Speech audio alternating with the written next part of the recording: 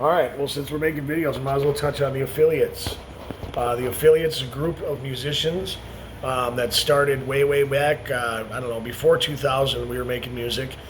I grew up in Burnsville off Vincent. Jordan Carmody grew up three houses down from me. Jordan started making beats. He was one of the youngest beat makers ever in the history of the world, man. He was like 15 years old making fire beats. Drew was making beats, Drew Agnes. Joe Tweed was rapping with Brad Meisler. You had Dynamic out there. He was spitting hard bars.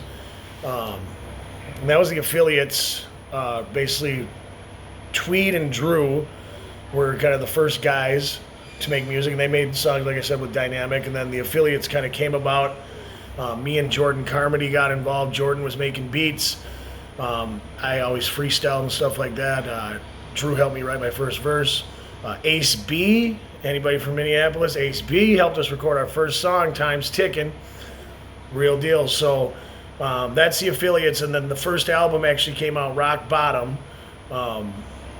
If you got it, you got it, man. You're blessed. It's a crazy album. It's not obviously who all of us are now, but it's definitely, it was ahead of its time. The production quality on it was insane. Drew made that stuff sound like, I listened to that Rock Bottom album and checked it out, and the quality on that was better than stuff I've heard nowadays. So props on that, and much love for everybody helping me out and getting us going. Tweed was always an MC and a lyricist.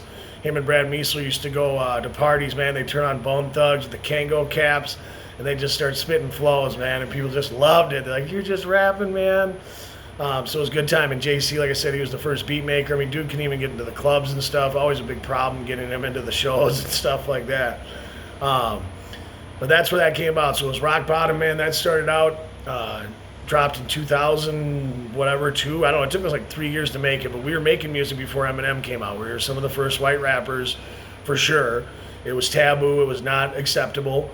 But we stayed in our lane, man. Nowadays, nothing, it's cool. It is what it is. But a lot of dudes just, I don't know. Not even going to go there. But we stayed in our lane, man, because we were grateful to be accepted into a culture and an industry, man, that wasn't really for us, to be honest. So, but we're musicians, man, and musicians have it in their blood. So that's how that started. And then made some other unreleased music. From there, we went on to another album, Trials, Tribulations, Dedication, and Loyalty, JP Studio 1, double disc, first double disc with that artwork, man. The artwork was so bomb. If you've got that album, you got the artwork, man. We took pictures outside the governor's mansion, and then we made Jonathan Schaller jump the fence and take pictures from the other side. So you'll see it's the back of us looking at the governor's mansion, trying to get in with the Affiliates over the top gate. And then from the other side, looking back behind it, was just ghetto, storms, everything else. Lot of cool people, man, helped out with that. Dree Solis, Sinister Grinch, bunch of people. I'm going to forget all kinds of names. Then we went to the Paying Dues album. Hold on, wait for this. So then we went to the Paying Dues album. And that was me, Tweed, and Jordan, and some of those other people I mentioned. And then, I'm going to forget stuff here. Then from there, we went to, I think, the Chris Mann solo album. And that one, man, and then Dre was involved, obviously, with all this stuff. After Rock Bottom, Dre got involved, DJ Dre, and he was always pushing us. So it goes way back. After that, we did the Chris Mann album, and we traveled all over the country to do that, man. I gave everything I had in my life, all my money, all my time, all my effort, everything. We traveled to Texas, California, Tennessee, Florida. We recorded songs, and I actually never came out of pocket for any of these features. We got features with Devin the Dude, Haystack, Jelly Roll. Jelly Roll's song was done back in 06, Stacks 06. Much love on Devin the Dude, man. He's one of my good friends, man. He's a solid dude, always took care of us, man. Took us everywhere. Places we weren't accepted, man. They were like, what are these guys doing here with you, man? A couple weird looking dudes, man, me and Dre. But he let us go with him, man. He's a super solid dude. Love you, Devin, man. And from there, so then that had Tweed on it from the Affiliates and Jordan with the beats. From there, it went to the Man Up Lost tapes, where I did a whole album with Dev Grisham and Jordan Carmody. And that was probably one of my most high quality albums. We went up to Tennessee, recorded a bunch of songs. JC's keyboard man came through the airport and the keys got damaged. But yeah, we made a solid album there in Tennessee, and then from there, different things happened, man. I went down to Florida. Anyway, everything gets jumbled up and mixed up. When my mom passed away, and I did some stupid stuff in Florida, man, and my life changed, and I had to change my life. And after that, still made more music. Did an FML album with Wiki, but before that, I did Chosen with Hella Beats. Did God Bless America with Jordan Carmody. This is Something's Better Than Nothing mixtape, freestyle. Also then after that I did a Christian album with Brian Trejo. None of those songs have ever been released. Kingdom Music, before they were pretty well known. Trejo, Monica's on that. Bunch of songs with them. And I think that's after that I just hold on, honey. I'll be right here. I'll be right there.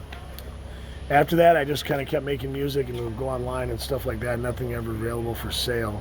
But that's kind of the history of the music going back 20 years. We did shows all over the place. We did Quest Club. We threw a bunch of big shows. Devin the Dude, Haystack. Jesse Zaski, got a lot of love for him, man, for what he did for me. He definitely helped us out, man. Lots of stuff, man. That's Coffee Brothers North. Lots of stuff. So that's kind of the rundown of the music, man. It's just been something part of my life. And then, like I said, Dre was always pushing the music, always pushing the music. And then when he passed away, man, it was just like Tweed said at the funeral, man, he said the music died, you know, that day. And it honestly kind of did, man. But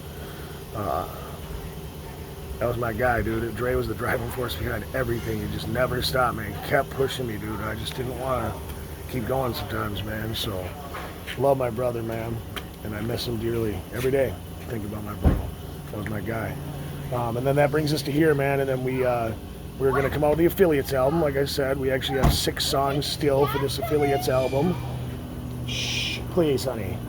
6 songs for the Affiliates album that haven't been released yet. They're sitting there. Mr. Glass 3, I've Got It, Sick of It, Monster. What else is on there? There's more songs on there. I'm having a hard time thinking. I was up late and then up early because my son is full of energy. Raw Jr. is out of control like his dad, so he gets up in the middle of the night ready to go. We've got 6 songs, though, that have not been released, that are sitting on the shelf, hanging out. Affiliate stuff. And so, like I said, the Affiliates isn't dead. We've had our ups and downs, all of us, all the guys from the original Affiliates all the way through. And we're all pretty crazy, so you can imagine that. 4 dudes, 20 years of history, just yelling at each other, acting all crazy still. So some things never change, man. I still got love for them boys, though. So Affiliates ain't dead, man. It's something that's sitting there, man, and I'm waiting on God's timing. We got some powerful music on there, man. Joe Tweed has some really powerful messages on there that I think the world has to hear. And so y'all just stay tuned, man.